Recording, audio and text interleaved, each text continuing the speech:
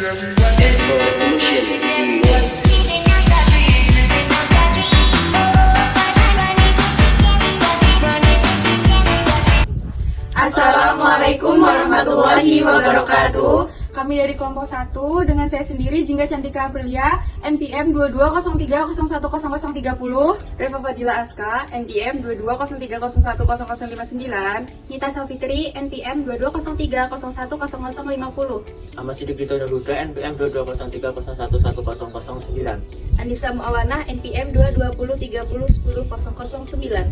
Zulfa Maria Salma, NPM 2203010083. Eka Febriana, NPM 2203010022. Di sini kami akan mewawancarai salah satu warga yang memiliki usaha kos-kosan di Desa Banjarjo, Batanghari, Lampung Timur. Mohon maaf Pak, sebelumnya izin bertanya dengan Bapak siapa? Untuk usianya berapa Pak? 62 tahun. Status perkawinannya? Menikah.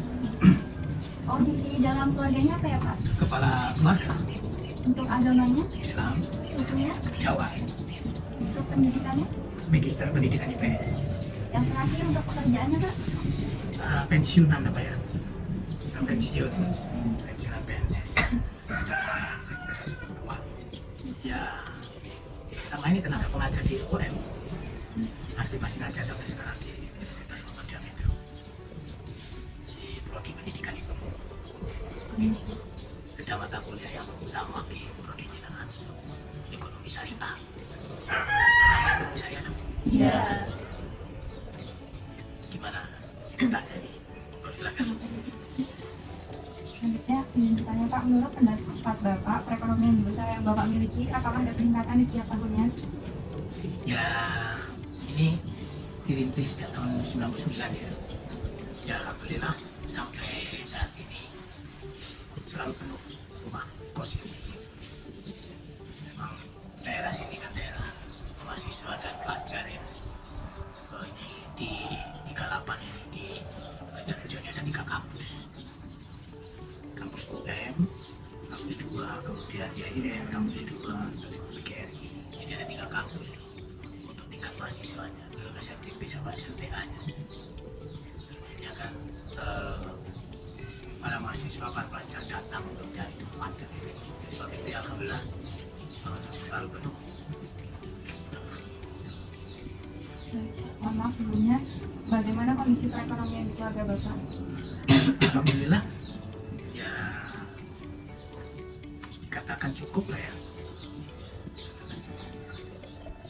Sampai saat pensiun pun demikian alhamdulillah. Saya punya terima 2 sudah magister, sudah dua-duanya. Jadi dosen juga yang satu, yang 2 dosen bahasa Inggris juga. Dan yang kedua dosen di Kementerian Perhubungan di Palembang, dosen bahasa Indonesia pribadi. Dia satu lagi S1-nya di Kehutanan Bilang, sempat kontrak di Kementerian Kehutanan. Sekarang mengambil magister pendidikan pribadi banyak di Rumah Sakit Muhammadiyah. Nantinya ya alhamdulillah sejauh ini bisa melayani mereka semua. Selanjutnya, bagaimana wawasan Bapak mengenai pembangunan ekonomi di daerah tempat tinggal atau usaha yang Bapak miliki? Ya, secara global ya, kalau wawasan ekonomi di 38 ini karena tadi saya ceritakan banyak pendatang, tentunya kembalinya bukan pada masalah ekonominya tapi masalah sumber daya manusianya untuk menangkap peluang-peluang yang datang. Tentunya kalau pelajar mahasiswa ini kan yang pertama perlu tempat tinggal, yang kedua perlu makanan, perlu alat-alat, keperluan mereka kuliah, keperluan mereka untuk tinggal di asrama dan lain sebagainya. Di beberapa pulau ini kalau ditangkap oleh masyarakat asli Banjarjo ini sudah suatu kemajuan ya. Mungkin yang dulunya tidak dilirik daerah ini, ya. Tapi begitu ada kampus, ada rusunawa, dan berkembang di sini.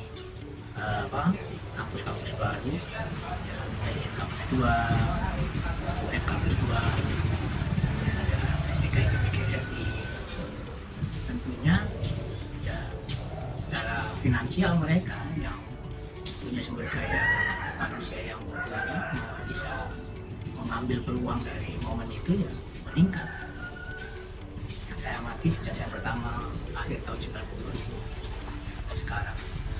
Dan kebanyakan mereka yang tidak bisa meraih peluang itu tertinggal.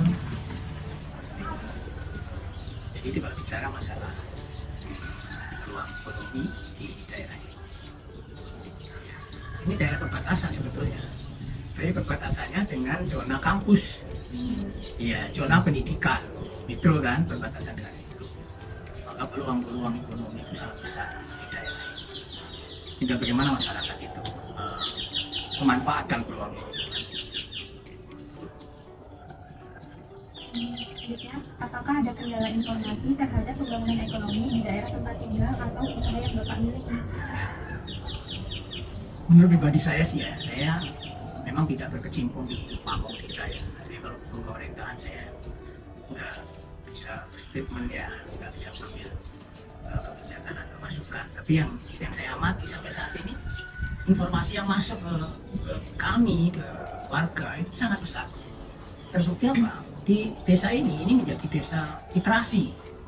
Kerjasama desa ini dengan Universitas Muhammadiyah Metro dijadikan desa literasi.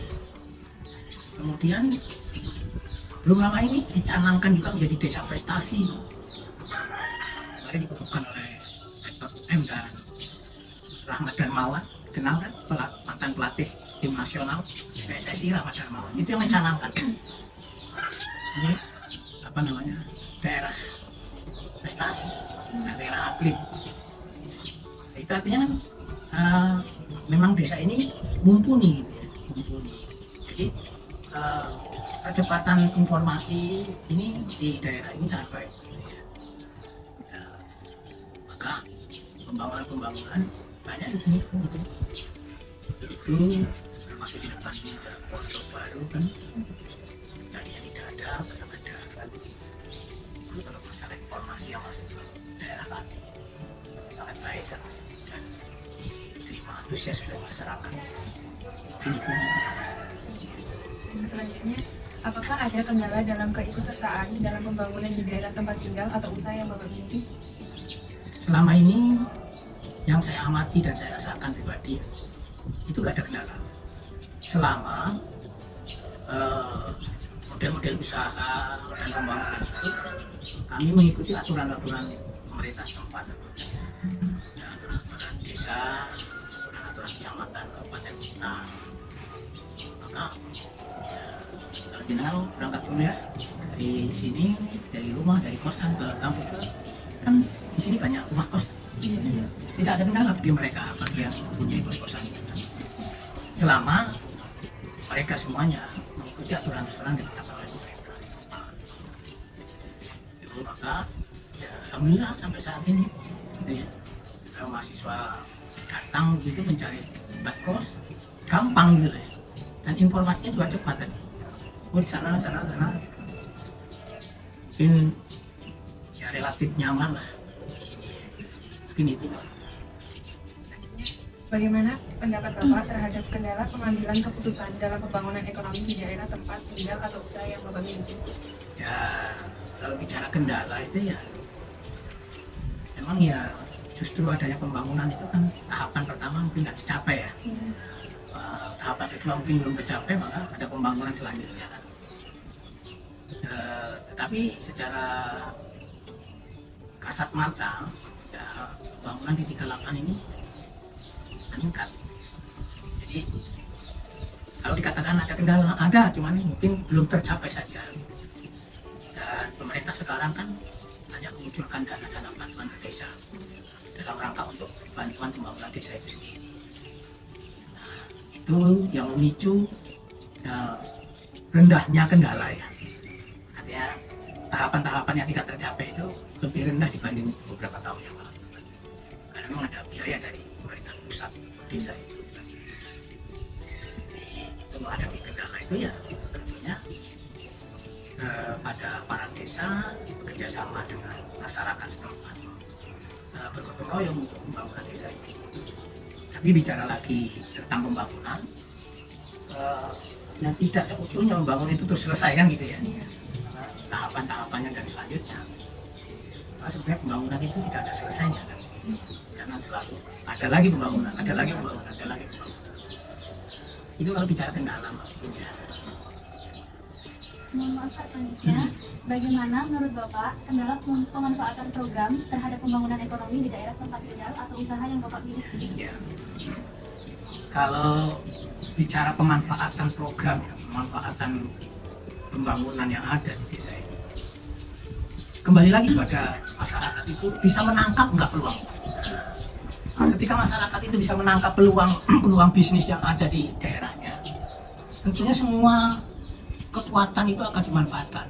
Ya, artinya segala sumber daya itu dikerahkan untuk menyongsong itu, kan gitu.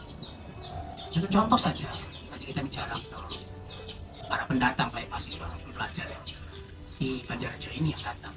Itu satu sisi mereka itu butuh makan. Kenapa masyarakat tidak menyambutnya dengan tampilan suguhan berbagai macam kuliner? Kan gitu ya? Iya, harusnya kan gitu masyarakat di sini. Apalagi sekarang kan informasi tadi ditanyakan oleh salah seorang teman tadi, sambut baik, informasi di sini cepat. Ya, kita nggak perlu pakai lagi ya, cukup di rumah saja, tapi melalui apa itu online ya, iya kan. Tapi memang harus kita tampilkan menu-menu yang itu memang favorit untuk pelajar dan mahasiswa. Jadi itu kalau menanyakan masalah tantangan dan peluang. Ya, sebetulnya tinggal manusianya sendiri bagaimana bisa memanfaatkan peluang itu. Ya, kan peluang itu sebenarnya tantangan kan. Hadirnya banyak mahasiswa di sini kan tantangan bagi masyarakat setempat. Ya, untuk maju peningkatan ekonomi di daerahnya kan. Ya, tinggal masyarakatnya, tinggal pemerintah setempat bagaimana. Itu mungkin. Selanjutnya Pak, bagaimana menurut Bapak mengenai program pembangunan ekonomi di Lampung Timur ini? Ya, alhamdulillah ya. Kalau bicara program pembangunan ekonomi di Lampung Timur, akhir-akhir ini dengan bupati kita dan wakil bupati kita ini dan aparat daerah semuanya sampai tingkat kecamatan dan desa ini bersinergi bersama-sama membangun Lampung Timur yang kemajuan ini. Alhamdulillah sekarang ini sudah sangat pesat lah pembangunannya, akses jalan ya. Walaupun memang ada beberapa karena memang nggak bisa tuntas semuanya ya, yang terkait dana, terkait kebijakan kan gitu kan, peluang-peluang yang mesti didahulukan dan lain sebagainya. Tapi secara keseluruhan, secara global sudah sangat meningkat pembangunan di Lampung Timur. Kalau toh keliru saya tidak membidangi itu ya, saya tidak. Tetapi menurut pribadi saya, kasat mata saya sebagai warga Lampung Timur ini alhamdulillah sangat besar pembangunannya. Itu Mbak. Pak, apakah ada kebutuhan yang belum terpenuhi atau tercapai pada program pembangunan di daerah tempat tinggal atau usaha yang Bapak miliki? Ya, kalau yang belum terpenuhi, manusia kan inginnya semua terpenuhi ya. Tetapi kemampuan, sekali lagi kemampuan aparat, kemampuan yang membidangi pemerintah setempat itu kan tidak mutlak ya, artinya dicurahkan seluruhnya pun kebijakannya itu masih ada kekurangan kan. Nah, kekurangan ini tapi sampai saat ini tidak menjadi ketimpangan. Yang perlu dicatat ya, yang saya rasakan tidak menjadi ketimpangan yang signifikan lah di khususnya di Banjarjo ini. Ya tentunya kalau yang lain mungkin keamanan masih ditingkatkan, kemudian peluang-peluang untuk menampung aspirasi masyarakat harus segera terrealisasi kan gitu. Nah di sini nih kadang sehari gitu ya orang mau keluar masuk kan, orang sini kan belum tentu kenal kan gitu. Misalnya keamanan dan alhamdulillah di Lampung Timur ini saya perempuan adalah Pak Bupati, kamu harap lapor 1 kali per 4 jam. Jadi kalau jenengan ini main ke tempat kawannya, itu kalau sampai nginep sampai 24 jam itu lapor Pak RT. Nah itu artinya sejauh itu penanganannya sudah, karena lo masalah-masalah yang lain, ya, masalah kesehatan alhamdulillah posyandu bagus dan lain sebagainya. Selanjutnya Pak, Ya, monggo Mas. bagaimana saran dan harapan Bapak kepada pemerintah terhadap pembangunan ekonomi yang seharusnya diperhatikan di daerah tempat tinggal Bapak? Ya, kalau saya pribadi itu yang memberikan saran tentunya pembangunan yang ada di Lampung Timur ini adalah pembangunan yang berkeadilan sosial, maksudnya gitu. Jadi pembangunan itu tidak hanya menguntungkan satu pihak, tapi dirasakan oleh semuanya. Artinya berkeadilan dan berkeadilan sosial, dan menyentuh seluruh unsur masyarakat. Dan merasa masyarakat itu dengan hadirnya pembangunan itu merasa adil ya, merasa terlayani.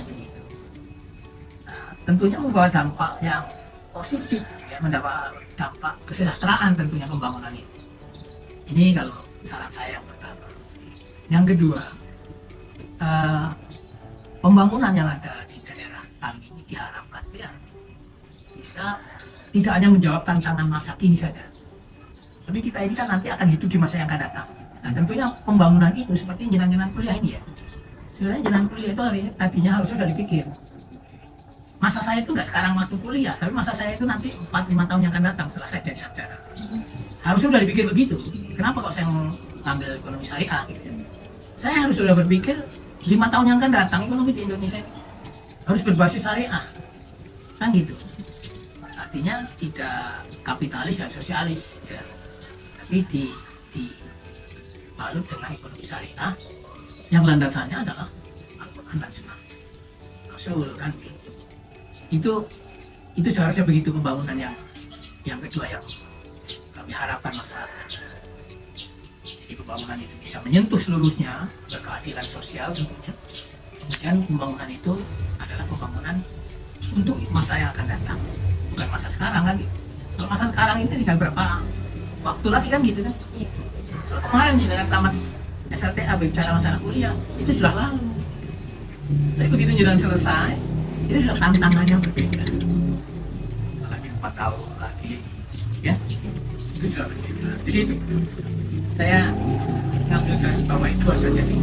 Mungkin masih banyak lagi nanti kita tanya sama yang lainnya. Bagaimana harapan-harapan tentang pembangunan itu masih kira-kira. Mungkin ada yang lain.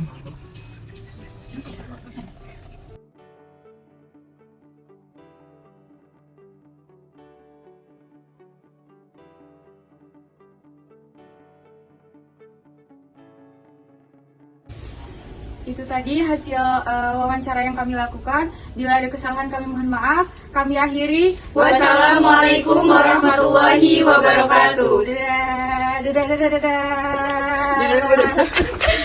Thanks for watching. Please subscribe. Now the world don't move to the beat of just one drum. What might be right for you